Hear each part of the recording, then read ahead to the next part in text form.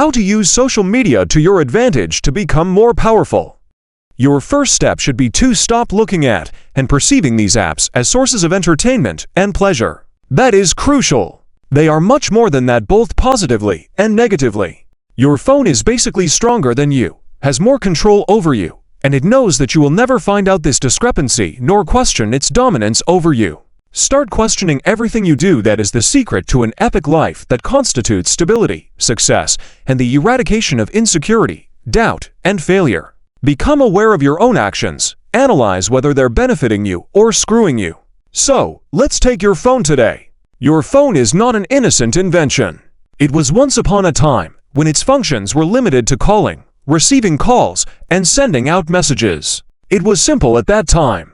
Your role as a consumer was to pay the phone bills, and that was it. But now, your role as a consumer has changed completely. Now, your role begins the moment you turn your phone on, because just by clicking on any of these apps, you start making them money. The degree of importance of your new role as a consumer is based on how much time you spend on the phone. Nowadays, you are a great consumer only if you are addicted, and by God's name, they're nailing it too. You are addicted. Accept it. You're going to say, I'm uninstalling these apps, deactivating Facebook, screw my phone, I will throw it away. But it's not just you that is the enabler. Unfortunately, everyone around you is an enabler in this addiction. You want to check out what your crush or girlfriend has uploaded, what she has been up to.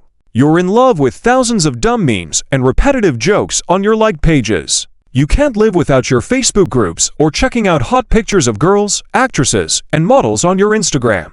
What the hell are you talking about? If you leave social media, you become a social pariah. You wouldn't know what others are talking about, and there is an inherent need in you to be included, to be part of a group. Leaving social media is equivalent to being antisocial. The question is, are you prepared? This isn't a challenge to your ego. Ego doesn't guide destines, but downfalls. The reason behind these points is to explain that it is pointless because the world around us has changed permanently.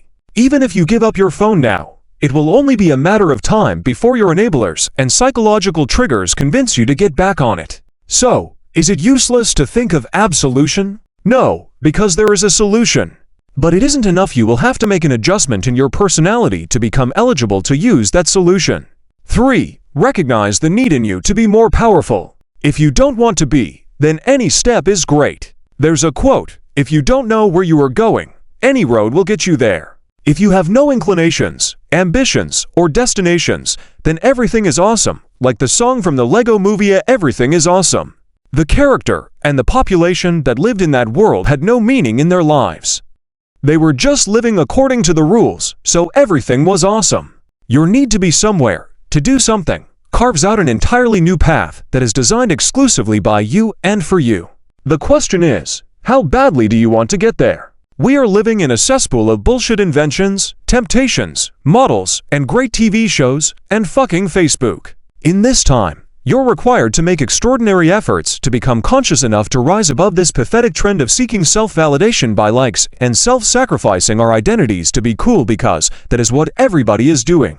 The question is, do you want to be like everyone else, or do you have your own destiny planned out in your mind? Because if you do, only then, and only then, can you use social media to your advantage. Because it knows how to conquer you, control you, and make you its addict. It is studying your search history, what you watch, what you click on, and only presenting you with options it knows will make you stay longer.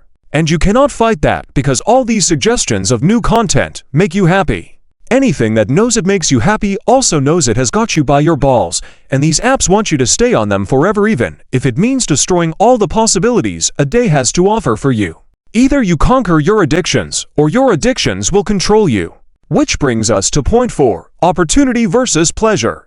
Those are the two options the internet broadly has for you. Do you know why people from great universities get great jobs? Because those degrees are a testament to your skills. Those degrees tell the employer that you have a very trained brain in that skill. And that's it. Degrees have no other purpose. The end game, the keyword, the point, is skill. Acquire superior skills, and you will dominate the game. This applies to all aspects of life. It is common knowledge. So, if degrees are only a written assurance of your skill, anybody with superior skills, minus the degree, will beat you. And it happens in all walks of life. I'm not saying that degrees aren't important. After all, you earn them because of those skills. But skill is the game. Enhance your skills. Everything can be learned, and it's available on the internet if you want it to be. There are tutorials for everything, breaking it down to its basic ABCs. Do you want to? That is the question. The tools of learning are at your disposal.